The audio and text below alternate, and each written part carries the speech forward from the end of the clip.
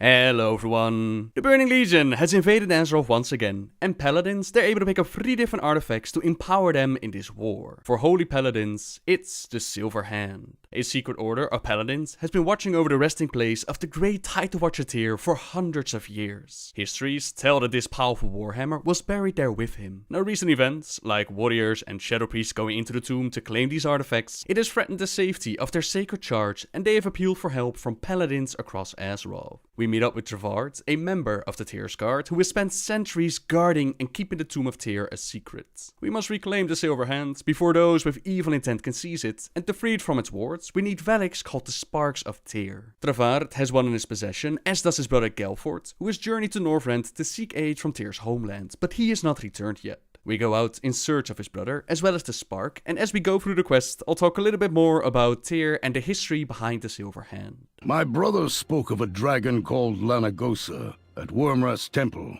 Seek her out while I prepare a strike force for the tomb. Long ago, the legendary Titans crafted stone and iron-skinned giants to make war on the old gods and free Azeroth from their oppressive will. The giants were led by beings known as the Keepers, and the mightiest of these commanders was named Tyr. Armed with an immense hammer, Tyr helped his kin break the strength of the old gods and their dark armies. Together, they forged a glorious new destiny for Azeroth. Tyr was a warrior without equal, but his greatest trait was his conviction. He never gave up, he never strayed from his Titan-bestowed quests. The mere sight of his argent hammer on the battlefield, it inspired courage in everyone who fought at his side. As great as a warrior Tyr was, he did not always escape his battle unharmed. An example of this was his confrontation with the monstrous proto-dragon named Galakrond. Countless years after the Keepers defeated the old gods and imprisoned them beneath the earth, Galakrond emerged to rule the skies of the world. A fierce hunger compelled the proto-dragon to eat everything in his path, including his own kind. When Tyr learned about the creature, he feared that Galakrond would soon devour all nature. He gathered 5 other proto-dragons to join him in this war against the beast. Though the 5 proto-dragons would eventually vanquish Galakrond, their initial attacks on him went poorly. Tyr's new allies, they did not always work together, and even when they did,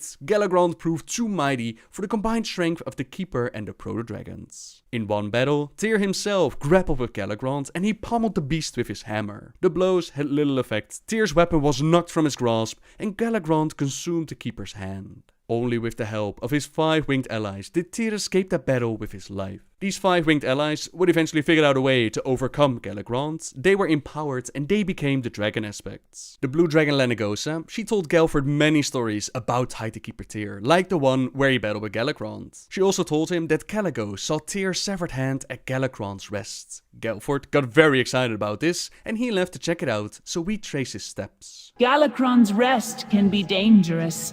Perhaps a tracking spell will be of use. There, a bit of magic to help you follow in Gelford's footsteps.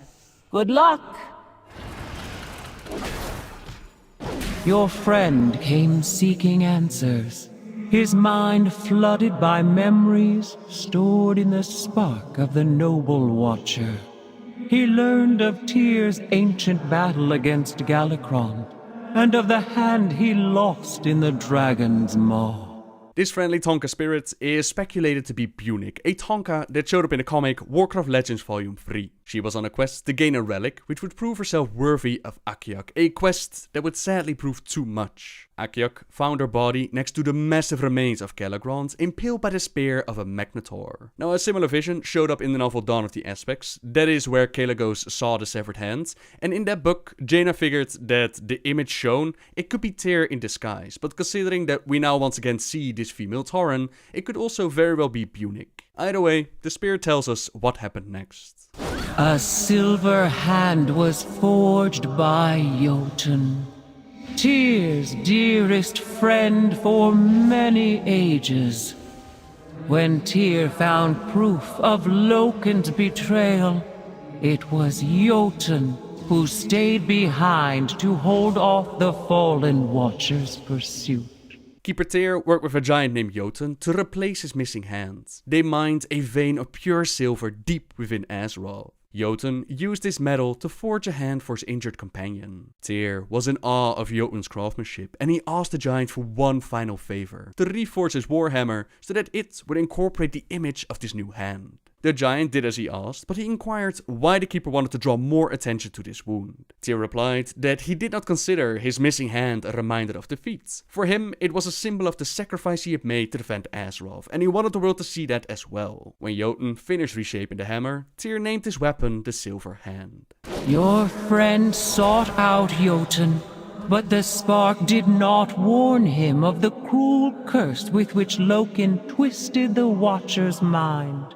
The paladin rushed to the chasm south of here, only to meet his doom. As the ages passed on Azeroth, the unity between Tyr and his fellow keepers crumbled. Keeper Loken fell under the sway of the imprisoned old god Yogg-Saron, and the once noble giant turned on his kin. This betrayal ignited chaos amongst the Irven, Vrykul, and the other Titanforge creatures who served the keepers. Only Tyr and a handful of his closest allies eluded Loken's wrath. Though they planned to strike down the corrupted keeper, they first needed to find a refuge for the Irven and their other innocent servants. Tyr rallied the Titanforge to his side, and they ventured south in search of a place they would save from Loken's reach. The journey was harsh, and many of the Titanforge worried about the future. Only the sight of Tyr leading their way, his legendary hammer always in hand, it gave them the hope that they needed to continue. I've been looking all over for you. Have you found... Oh no. I am truly sorry. It looks as though your friend was crushed. What could have... Leave this place! Loken's curse compels me to slay the allies of Tyr. Until he comes to collect Tyr's spark, I must defend it! Nearly all of Tyr's followers traveled south, but not Jotun. Inspired by the Keeper's ideals of personal sacrifice, the giant stayed behind to distract Loken and help mask his allies' escape. Jotun succeeded, but he was punished for his heroics. When Loken learned that many of the Titanforge had fled south, he captured Jotun and he twisted his mind. The cursed giant was forced to search the land surrounding Ulduar and destroy Tyr, anything that symbolized his power, and anyone who followed his ideals. As his first act, Jotun shattered the anvil that he had used to craft Tyr's hand and reshape his warhammer. You leave me no choice! I must destroy you!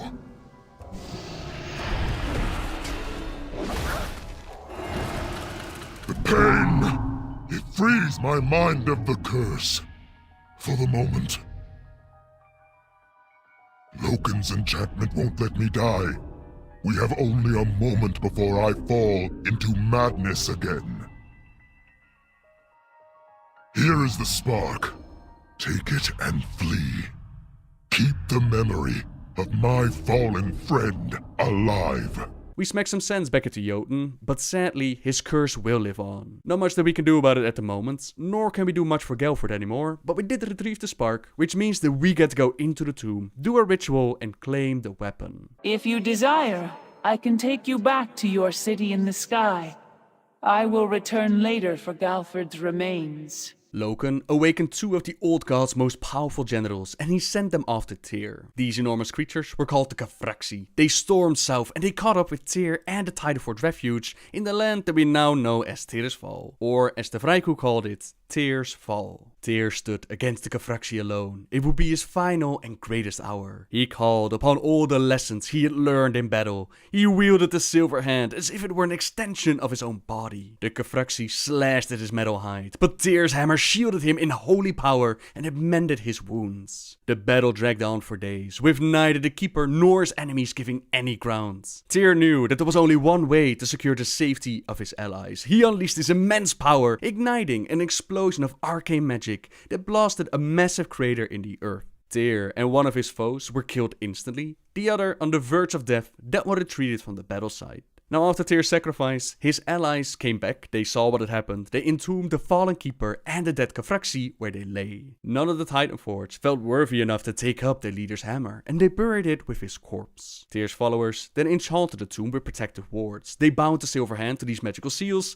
thereby preventing anyone from touching it in the future. Of all the Titanforge who had come south, the Vrykul, they were the most moved by what Tyr had done to protect them. They decided to stay in the region and stand vigil over the Keeper's tomb. At some point in Azeroth's distant past, humanity emerged in Tirisfal Glades. The iron-skinned Vraiku who lived there slowly died off, and many of them suffered from the Curse of Flesh, a strange malady that transformed them into creatures of flesh and blood. Yet one group of Vraiku lasted longer than the others. They formed a secretive group called Tyr's Guard to protect Keeper Tyr's tomb. The Vraiku of this order, they knew that they would not live forever, and so they induced some of the fledgling humans into their ranks. The Vraiku taught the human members of the Tyr's Guard the history of the fallen Keeper, his tenets of self-sacrifice and justice, and the truth of what lay within the tomb. Now in the ancient days, the only humans ever to breach Tyr's tomb and bypass his protectors, they were following the legendary human king Thoradin. After the elderly ruler abdicated his throne, he became obsessed with his race's history. Thoradin's curiosity, it eventually led him to discover Tyr's final resting place. When Thoradin arrived at the tomb, Tyr's Guard confronted him. A tense standoff ensued. The former king was accompanied by powerful guards and learned sorcerers. Though the members of Tyr's Guard did not want them to disturb the gravesite, they also did not want bloodshed. Thoradin and his followers, they forced their way past Tyr's Guard. Much of what happened next is shrouded in rumor. It is said that Thoradin and his followers, they ventured into the darkened catacombs and they were never seen again. The members of the Tyr's Guard knew that Thoradin's magi had broken the tomb's wards in their foolish quest to explore the gravesite. The Order's members made a vow that day that they would not enter the catacombs again, for fear that further meddling, that it could awaken the Kefraxi buried inside and unleash its evil on the world. For thousands of years, Tyr's Guard continued their sacred duty. New members came and went, and over time they adopted more techniques to help them protect the tomb. In particular, the defenders felt an affinity towards paladins, holy warriors who arose to battle the Orcish horde in the Second War. The members of Tyr's Guard, they learned how to wield the holy light, and they became mighty paladins. Yet even this newfound power, it could not save the Order from the undead Scourge. When the Scourge swept over the human kingdom of Lordaeron, the Tyr's Guard crumbled. Only a few brave members, led by paladin named Travart, they remained to uphold their ancient vows. Ah, there you are. The area was secured at great cost. This cannot continue. We must retrieve the Silver Hand and destroy the entrance to the tomb. I will complete the ritual to release the hammer and collapse the tomb. But we must be quick. I can sense evil emanating from the tomb. Just a brief swim, and we'll reach the tomb. Behold! The Tomb of Tyr, built by the mighty... Wait. These monsters dare befoul the tomb! This cannot stand! Destroy these abominations! Notice, by the way, how the Faceless One is now called Masterless. A nice touch to show that the events with the warriors and the priests, that they did happen, and that the tomb no longer holds the body of the Kefraxi. That doesn't mean that it's empty and completely safe, since other creatures of the void, they have found a way into our reality. It pains me to see such destruction threaten the resting place of the Silver Hand.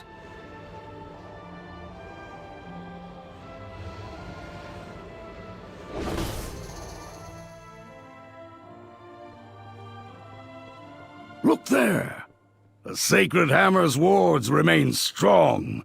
First, we must purge this infestation. Let me know when you are ready.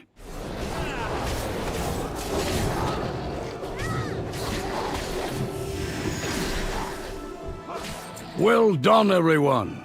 Let's... Wait! What is that?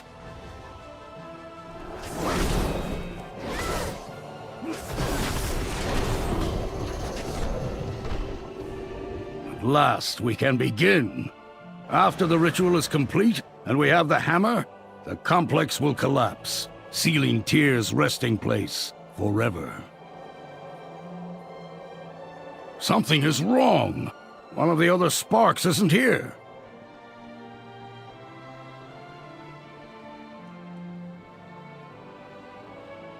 Wait. I can sense it below. Probably taken by one of those monsters. We must have it. We will begin the search when you are ready, champion. This chasm oozes darkness. Light protect us. That thing has what we need. Prepare yourselves, friends! No! They are gone!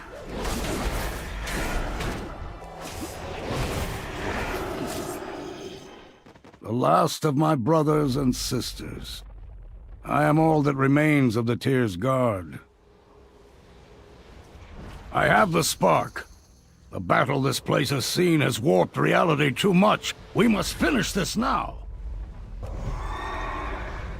We have wounded! Aid them while I cover you! I've been The expecting. Naru have not forgotten us.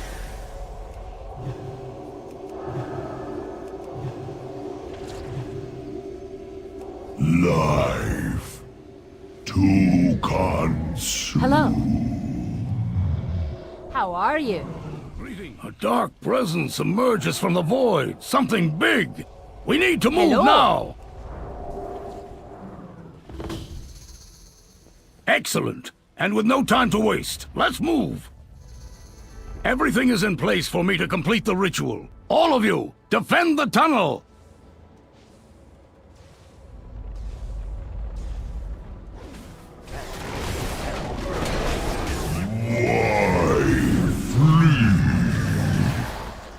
The void. Inevitable.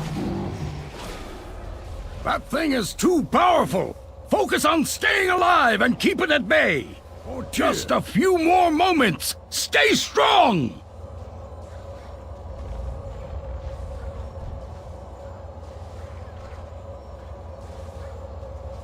It is done. Quickly, take up the hammer. In so doing, you will ensure Tyr's remains are protected for all time.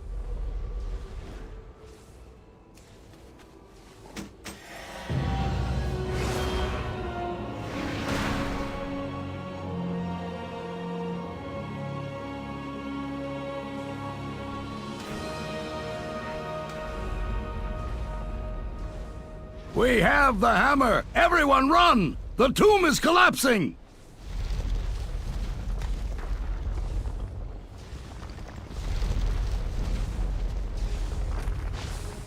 Your escape means nothing.